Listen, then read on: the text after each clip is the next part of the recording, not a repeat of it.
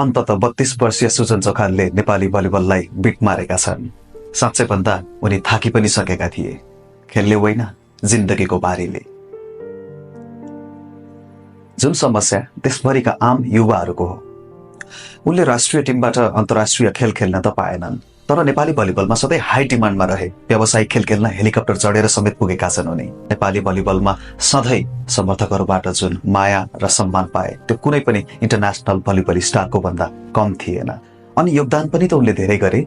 School हुँदै campus, ओडा हुँदै काउलेगौडा युवा क्लब KYC-बाट मेला महोत्सवमा लोकल भलिबल खेलिरहेका सुजन चोखाल सन् 2016मा 7औं राष्ट्रिय खेलकुदको लागि गण्डकी प्रदेशको टोलीमा छनौट भए। तत्कालीन गण्डकी प्रदेशलाई पश्चिमाञ्चल भलिबल टिमको नामले चिनिन्थ्यो। यो उनको करियरको पहिलो ठुलो स्टेप भइरहेको छ। सुजन भने अब गण्डकीको टिममा आइसकेपछि झन्डै 9 वर्ष नै गण्डकीको लिडर भएर खेले। उनीभन्दा अगाडि धेरै आए गण्डकीको जर्सी लगाउन। उनीसँगै र उनी पछि पनि धेरै युवाहरूले उनको साथमै पनि खेले। उनले मिलाएको बल जतिले प्रहार गरेका छन्, सोध्ने हो भने उनीहरू पनि भन्लान् भर्जिन ट्यालेन्टेड लिफ्टर हो। उसले दिएको बल खेल्न मजा आउँछ। ट्यालेन्ट त उनमा थियो। घरेलु प्रतियोगितामा चाँडै नै प्रभाव पनि छाडेका थिए।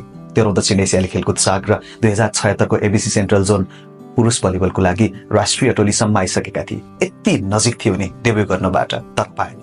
त्यही त हो भाग्य। उनी आफ्नो यसमा फिजिकल स्ट्रेन्थलाई कारण मान्छन्। इन्टरनेसनल लेभलमा आफ्नो फिजिकलले सायद उनलाई मौका पाइन कि भन्ने पनि लाग्छ। अनि होइन, कुनै पनि सेटर भन्दा त म कहाँ कम छु र, कतै म माथि राजनीति पो भयो कि भन्ने डाउट पनि गर्छन्। तर जे भए पनि उनले भलिबलको लागि धेरै गरे। पहिलो त आज कयौं युवाहरू सुजन चोखाल जस्तै सेटर बन्छु भनेर भलिबल समात्ने गर्छन्। गाउँघरमा खेतबारीमा खेल्दै भलिबल सिकेर जिल्ला, अञ्चल, क्षेत्र हुँदै राष्ट्रिय टोलीसम्म यात्रा सानोतिनो होइन, यो ठुलो अचिभमेन्ट हो। कोर्टमा उनी पहिलेबाट अग्रेसिभ नेचरका, यसकै कारणले गर्दा प्रतिबन्धसम्मको समस्यामा पनि परे, तर भएनन्। रेफ्रीसँग विवाद गरेर झन्डै उनी प्रतिबन्ध हुनु परेन। उनको नेचर त्यस्तै हो। अरू बेला सोझो, एकदमै साधारण, कम बोल्ने स्वभाव। तर कोर्टमा भने उनीसँग उनका साथी खेलाडीहरू पनि डराउँछन्, सतर्क हुन्छन् भनौँ।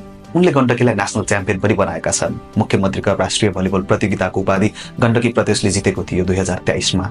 उनी बेस्ट सेटर बनेका थिए त्यस वर्ष।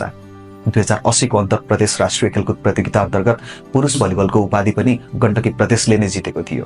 त्यो उपाधि उजाल्दा एकपटक फेरि पनि सुजन बेस्ट सेटर रहेका थिए। त्यसबाहेक प्रतिष्ठित टाइगर कपको